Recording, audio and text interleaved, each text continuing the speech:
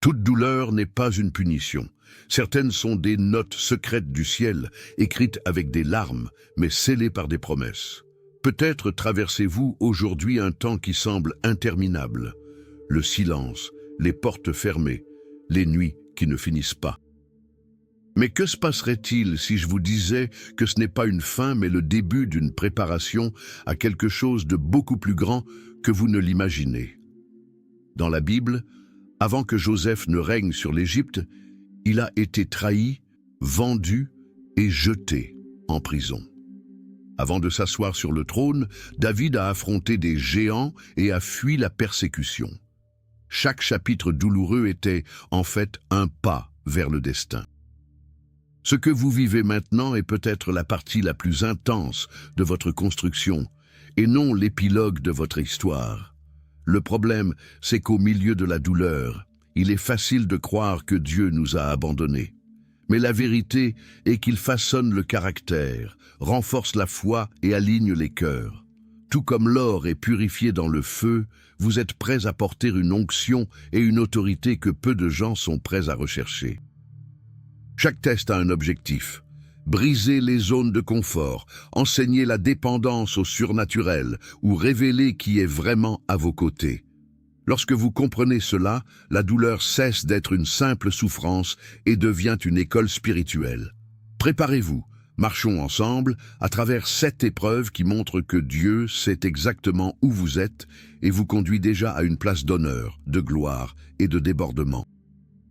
À la fin, vous vous rendrez compte que rien n'est le fruit du hasard. Chaque larme est tombée sur une promesse. Commentaire, je crois, si vous sentez déjà que Dieu vous prépare à quelque chose de grand. Aimez, partagez et restez jusqu'à la fin, car le dernier test changera la façon dont vous voyez l'ensemble de votre voyage. Il y a des moments où le sol qui semblait ferme commence à trembler. Ce qui était sûr s'effondre. Dieu brise les structures pour ouvrir un nouveau temps. C'est là que beaucoup ont peur, mais en fait, le ciel ne fait que réorganiser le paysage dans un but plus grand. Vous vous souvenez quand Abraham a été appelé à quitter son pays? C'était une étape pleine d'incertitudes, mais elle l'a conduit à la destination promise. C'est la première épreuve, la transition. Des changements surviennent pour abattre les vieux murs et faire place à quelque chose de nouveau. Peut-être avez-vous l'impression que tout est bouleversé, les relations, les finances, le travail. Mais comme pour l'élagage d'un arbre, cette perte apparente est nécessaire à l'émergence de nouveaux fruits. À ce stade, Dieu nous appelle à obéir et à renoncer. Obéir, même sans comprendre tous les détails. Renoncer, même si cela coûte de renoncer à ce que l'on aime. C'est le moment où la foi cesse d'être un discours et devient une pratique quotidienne. Sans ce premier soubresaut, nous sortirions difficilement des limites qui nous lient. La preuve de changement n'est pas confortable. Moïse a dû quitter le confort de l'Égypte pour se forger dans le désert en tant que leader. Ce qui ressemble à une perte est en fait de la lapidation. Chaque pas en dehors de votre zone de confort vous rapproche de la destination que Dieu a déjà prévue. Et plus tôt nous comprenons cela, plus il est facile d'embrasser le processus. Parfois, au début du processus, il semble que Dieu est contre vous. Mais en fait, il se bat pour vous. L'inconfort que vous ressentez est un coup de pouce divin, un signe que la phase de préparation et de but a commencé. Ceux qui peuvent tenir ferme à ce point de départ sont formés pour endurer et surmonter les épreuves à venir. Ne vous inquiétez pas si, au milieu de ce chemin, Dieu transforme non seulement votre situation, mais aussi votre façon de penser, de ressentir et d'agir. La transition perturbe tout, habitude, routine, priorité, et ce n'est que le début. Peu de temps après, l'une des phases les plus difficiles arrive, le silence de Dieu. Peu de choses touchent autant le cœur que prier, pleurer, chercher, et n'entendant aucune réponse. C'est une école que presque personne ne veut fréquenter, mais où se forge la maturité spirituelle. Quand le ciel semble fermé, ce n'est pas l'absence, c'est l'action cachée. Dieu agit comme l'agriculteur qui, même invisible, prend soin de la graine cachée sous la terre. Pendant ce temps, nous avons appris la persévérance. La prière n'est plus seulement une demande et devient un acte profond de confiance. Il en fut ainsi de Job, qui même sans comprendre ses douleurs déclara « Quand il me tuerait, j'espère en lui ». Job 13, 15. C'est la foi qui ne dépend pas du sentiment, mais de la croyance. Le silence est aussi une invitation à l'abandon. Me faites-vous confiance même quand je ne vous explique rien? C'est à ce moment-là que nous lâchons le contrôle et acceptons que le temps et le mode appartiennent au Seigneur seul. Ceux qui résistent à cette phase ratent l'occasion de voir des miracles se produire de manière totalement inattendue. C'est là que la patience se polit. Dieu aligne nos cœurs sur les siens pendant que nous attendons, comme il l'a fait avec David, roi oint, mais prêt à attendre des années avant de s'asseoir sur le trône.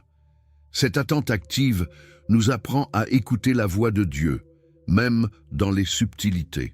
La vraie foi ne se révèle pas dans le bruit des miracles visibles, mais dans le calme de ceux qui tiennent bon.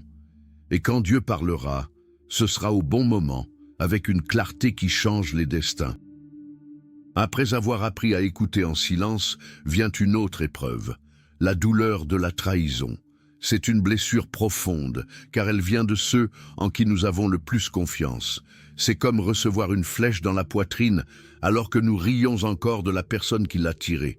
Joseph a été vendu par ses frères. Jésus a été délivré par Judas. Tous deux connaissaient cette coupe.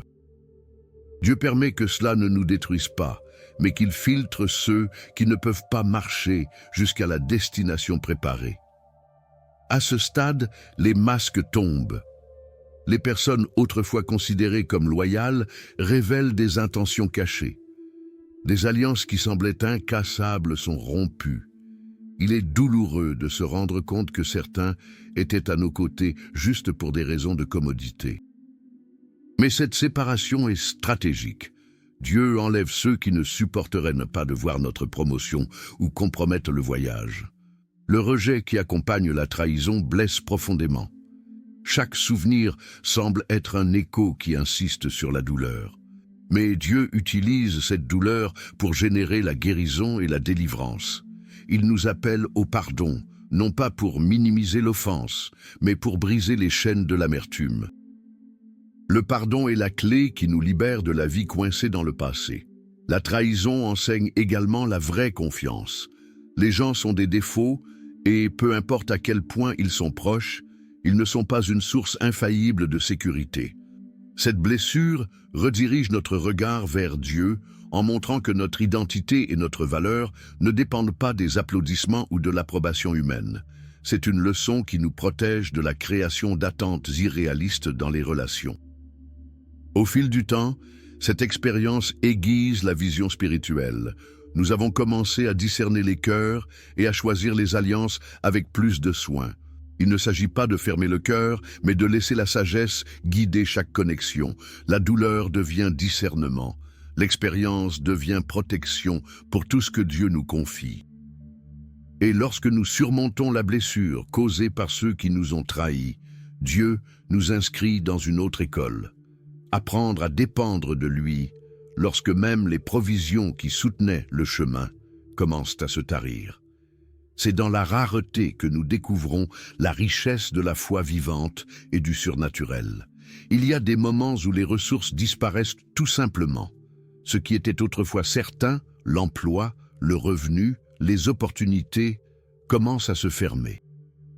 C'est comme le torrent de Chérite qui soutenait Élie et qui un jour s'est tari. 1 Roi 17:7. Dieu n'a pas permis que cela l'abandonne, mais qu'il l'amène à expérimenter une nouvelle forme de provision. La pénurie est l'une des épreuves les plus difficiles de la foi pratique. Cela nous oblige à lâcher prise du contrôle humain et à compter sur la subsistance divine. Dieu n'est pas limité à une seule source. Si un cours d'eau s'assèche, il peut envoyer des corbeaux avec de la nourriture ou utiliser une veuve n'ayant presque pas de ressources pour soutenir un prophète. Cette phase nous montre que la sécurité ne vient pas de la somme que nous avons, mais de la fidélité de ceux qui nous soutiennent. Il nous forme à voir l'essentiel et à valoriser ce qui compte vraiment. Souvent, C'est dans l'absence que nous reconnaissons la valeur des choses qui passaient auparavant inaperçues. C'est facile à croire quand tout est en stock, mais la foi authentique se révèle lorsque nous regardons la pénurie et que nous déclarons pourtant « Le Seigneur pourvoira ». Genèse 22, 14. Et c'est dans cette livraison que le miracle se manifeste de manière créative et surprenante. Et la subsistance de Dieu n'est pas seulement matérielle. Il nous donne la paix au milieu du chaos, la sagesse au milieu de la confusion et la force lorsque nous sommes sur les nerfs. Nous apprenons que dépendre de lui est infiniment plus sûr que de compter sur des stratégies humaines. Mais la fourniture n'est pas le point final. Après cette phase, Dieu nous conduit à une autre encore plus exigeante. Rester entier et mature lorsque nous sommes attaqués sans raison et injustement persécutés. Peu de choses sont aussi déconcertantes que d'être la cible d'attaques sans avoir rien fait pour le mériter. David le savait de près. Même s'il a servi Saül fidèlement, il a dû fuir pour préserver sa vie. Dieu permet à ces situations de renforcer notre résistance et de nous donner une autorité spirituelle sur ceux qui nous offensent. Cette phase teste le caractère. L'attaque injuste nous met au défi de ne pas riposter, même s'il serait plus facile de contre-attaquer. Jésus, face aux fausses accusations, est resté silencieux, confiant dans le Père. La maturité spirituelle naît lorsque nous choisissons de ne pas nous battre au même niveau que ceux qui nous attaquent. La persécution révèle où se trouve notre confiance. Ceux qui ne dépendent que de l'approbation humaine s'effondrent rapidement. Mais lorsque notre identité est enracinée en Dieu, rien ne peut nous faire sortir du centre de sa volonté. Même les flèches qui nous sont lancées deviennent des outils de préparation. La résistance grandit à chaque affront surmonté. Et lorsque nous comprenons que l'attaque est un signe de progrès, nous commençons à voir le combat comme la confirmation que nous sommes sur la bonne voie. Après tout, l'ennemi ne gaspille pas de munitions contre ceux qui restent immobiles. Garder son calme dans le chaos est une preuve d'autorité spirituelle. C'est comme si vous étiez au milieu de la tempête et que vous aviez toujours confiance que Jésus est dans la barque. Cette posture attire la présence de Dieu et fait place au miracle. Après cette épreuve, nous nous rendons compte que la bataille n'est pas contre la chair et le sang, mais spirituelle. Et c'est là que Dieu nous conduit à un processus plus profond, la rupture. La rupture est l'endroit où Dieu nous emmène au-delà de la surface. C'est la fournaise où la douleur ne détruit pas mais moisit.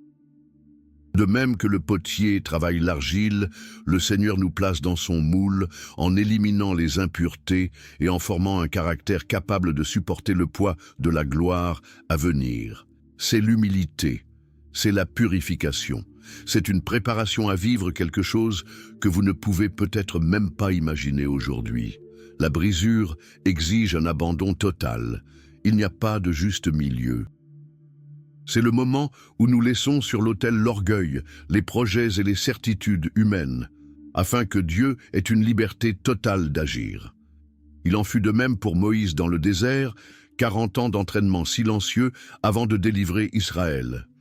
Dieu ne tardait pas, il formait en lui la sensibilité à l'écoute et le courage d'obéir. Cette phase expose ce qui reste à faire.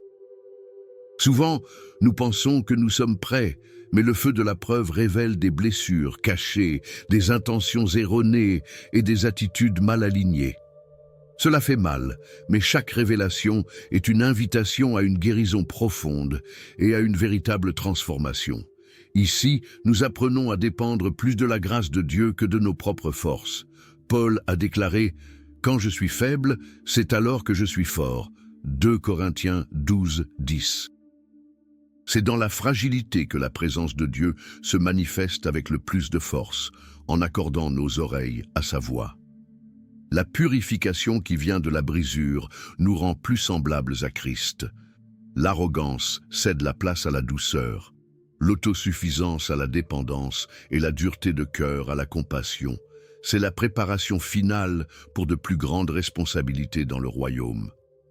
Dieu ne place pas de grandes missions entre les mains de cœurs non moulés. Lorsque le personnage est aligné et que l'esprit est sensible, nous atteignons la phase la plus attendue, le temps de la réponse.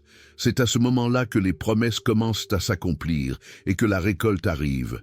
Après avoir tenu bon à chaque étape, vient le moment où Dieu révèle la raison de chaque larme et de chaque attente. C'est à ce moment-là que l'invisible devient visible et que la promesse commence à se matérialiser. Il ne s'agit pas seulement de recevoir quelque chose, c'est de s'aligner parfaitement avec ce que Dieu avait déjà prévu dès le début. Cette étape est marquée par les vendanges.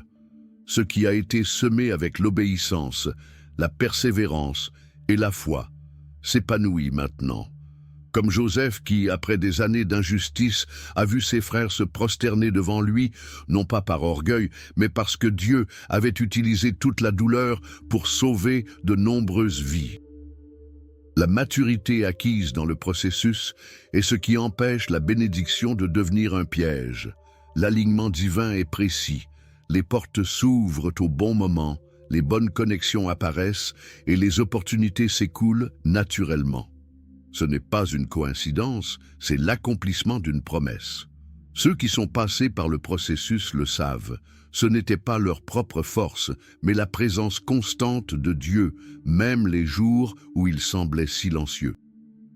La révélation s'intensifie. Ce qui était autrefois un mystère se met maintenant en place, et chaque épreuve a un but clair.